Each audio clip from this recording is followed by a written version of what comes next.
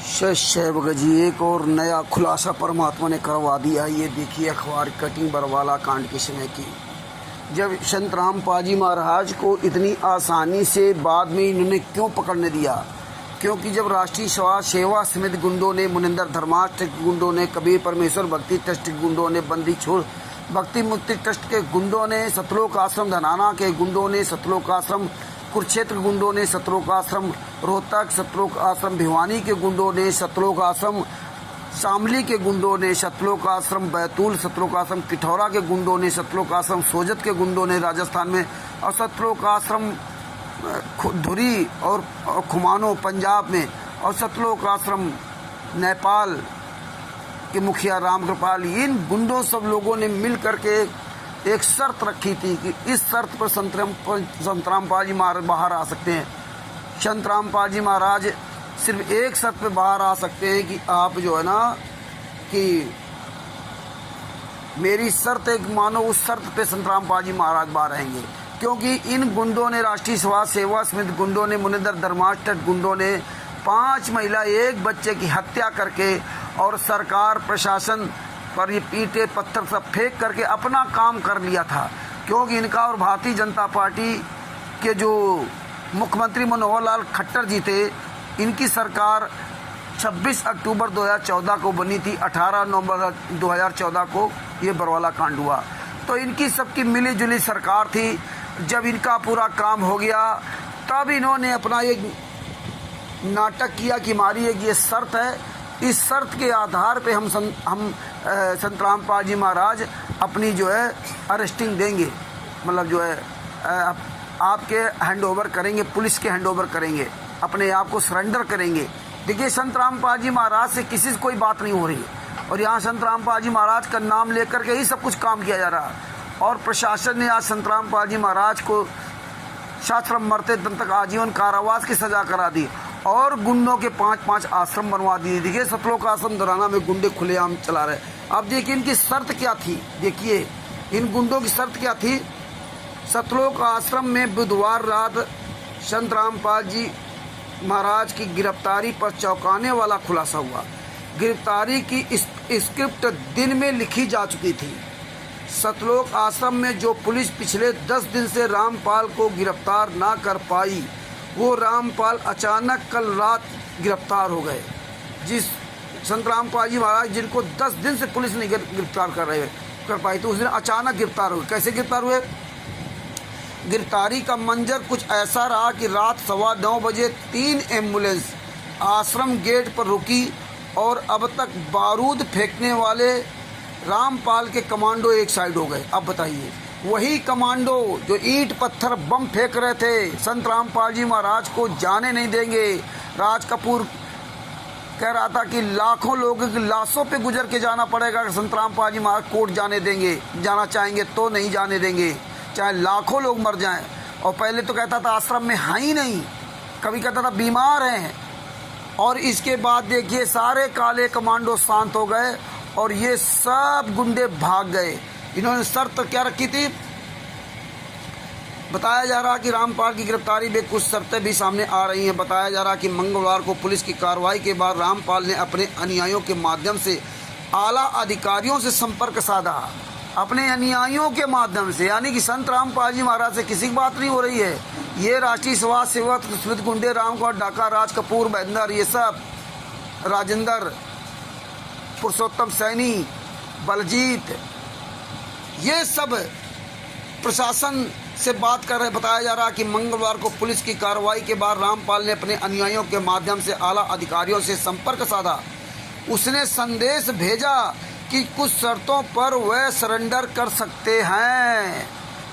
संतराम पाल जी महाराज तो वहाँ से गायब हो गए, छुप गए, तो अब ये करे क्या? और उधर बता दिया कुछ शर्तों पर सरेंडर कर सकते हैं। प्रशासन ने शर्तें पूछी तो कहा कि पहली शर्त अनुयायियों को सकुशल बाहर निकलने दिया जाए और आश्रम की तलाशी ना ली जाए। मतलब जितने अनुयायी हैं उनको सकुशल बाहर निकलने दिया जाए और आश्रम की तलाशी ना ली जाए। तो प्रशासन ने पूरे दिन भर आश्रम के अंदर, सतलोक आश्रम के अंदर से लोगों को निकलने दिया, और उसी भीड़ के साथ ये सब गुंडे निकल गए, उसी भीड़ के साथ ये गुंडे निकल गए। ये हालात थे, उसी भीड़ के साथ ही गुंडे निकल गए और कुछ पकड़े गए बाद में। इसके बाद क्या हुआ, अब माना जा रहा है कि इसी शर्त के कारण दिन भर पुलिस ने अनुयायियों को निकलने का मौका दिया, निगाह सबकी रखी, वीडियोग्राफी बनाते रहे, मौका दिया और रात में उन्हें गिरफ्तार कर लिया। अब देखना है कि पुलिस आश्रम की तलाशी लेती है या नहीं लेती है। आप ये देखिए, ये था, नहीं तो ये गुंडे कैसे भाग जाते हैं, क्योंकि हरियाणा बीजेपी सरकार से इनकी सबकी मिली भगत थी।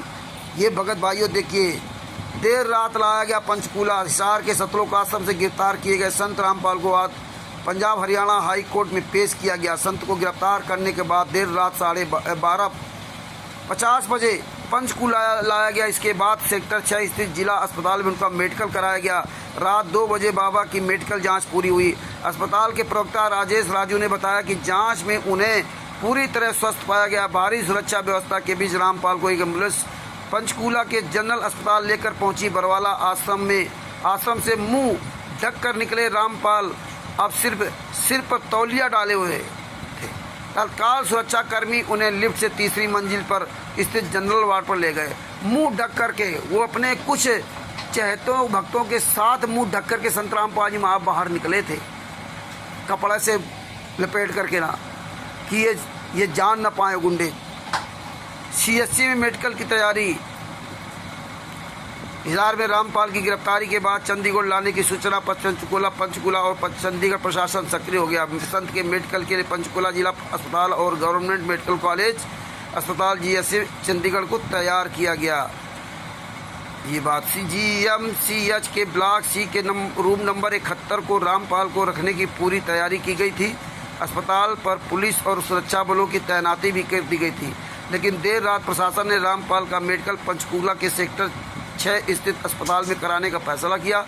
संत को जिला अस्पताल की 3री मंजिल स्थित जनरल वार्ड ले जाकर मेडिकल कराया गया। चंडीगढ़ में किया गया हाई अलर्ट। आश्रम से रामपाल की गिरफ्तारी के साथ ही चंडीगढ़ में हाई अलर्ट कर दिया था।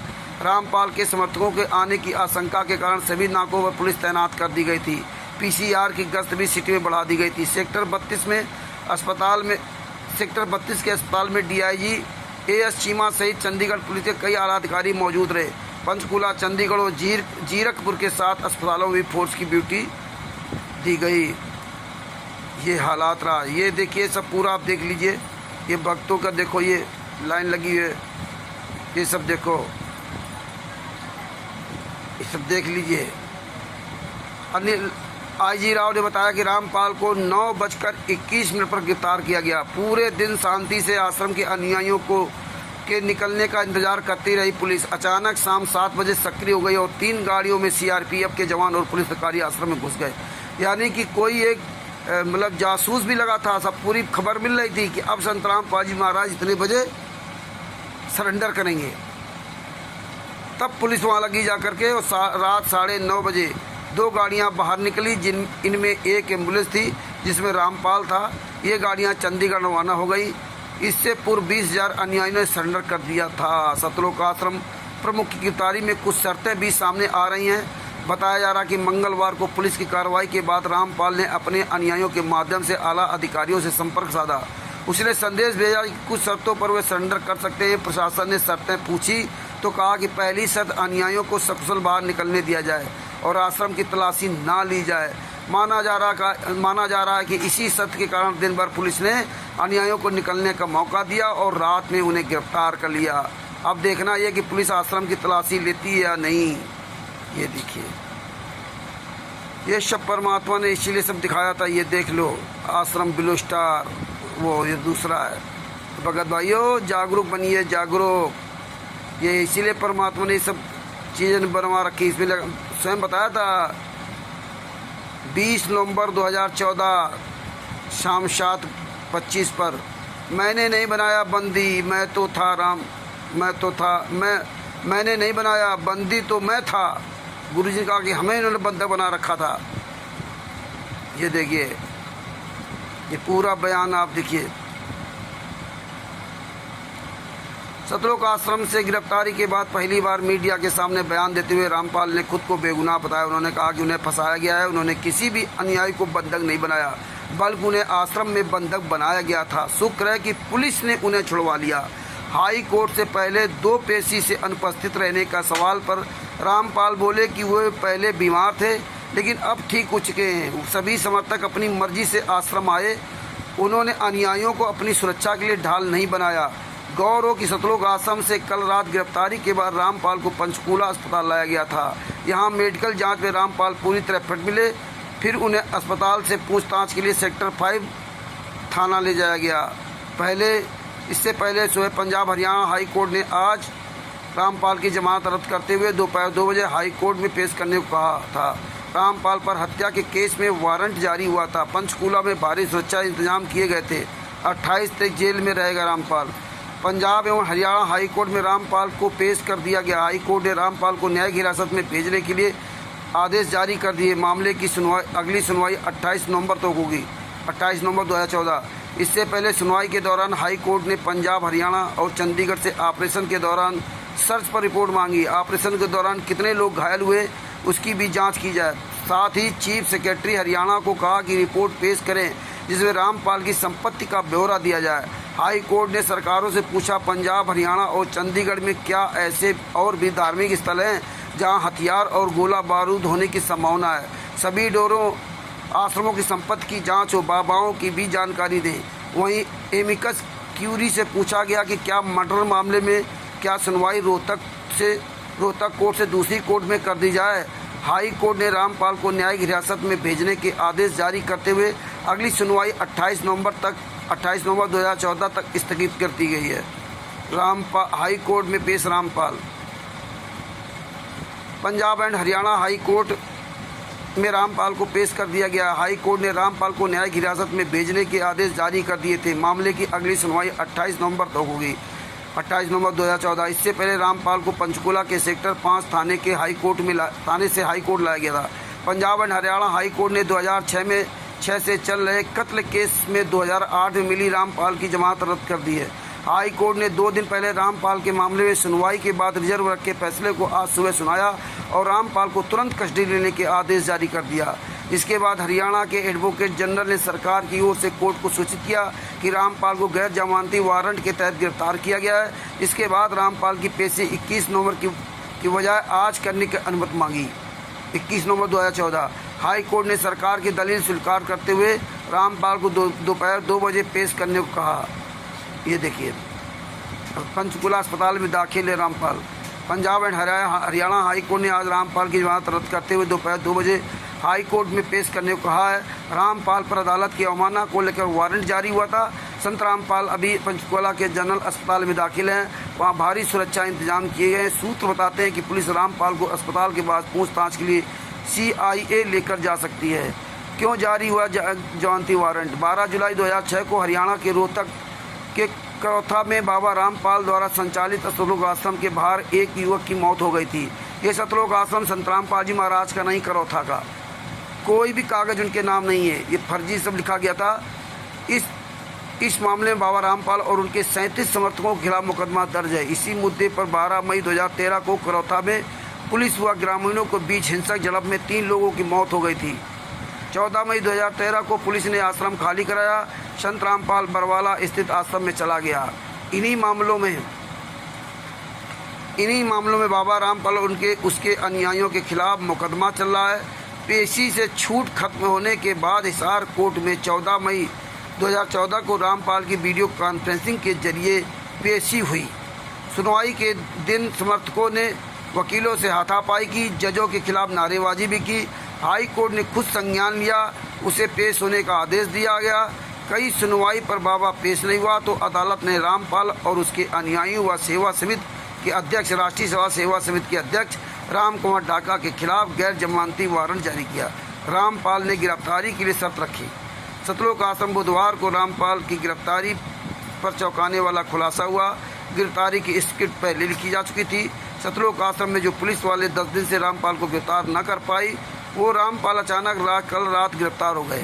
गिरफ्तारी का मंजर कोई ऐसा रहा कि रात 9 बजे एम्बुलेंस आश्रम गेट पर रुकी और अब तक बारूद फेंकने वाले रामपाल के कमांडो एक साइड हो गए और पुलिस आराम से संत रामपाल जी महाराज को चेहरे पर कपड़ा डालकर एम्बुलेंस में ले गई।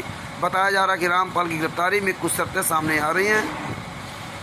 बताया जा रहा है कि मंगलवार को पुलिस की कार्रवाई के बाद रामपाल ने अपने अनुयायियों के माध्यम से आला अधिकारियों से संपर्क साधा। उसने संदेश भेजा कि कुछ शर्तों पर वह सरेंडर कर सकते हैं। प्रशासन ने शर्तें पूछी तो कहा कि पहली शर्त अनुयायियों को सकुशल बाहर निकलने दिया जाए और आश्रम की तलाशी न ली जाए।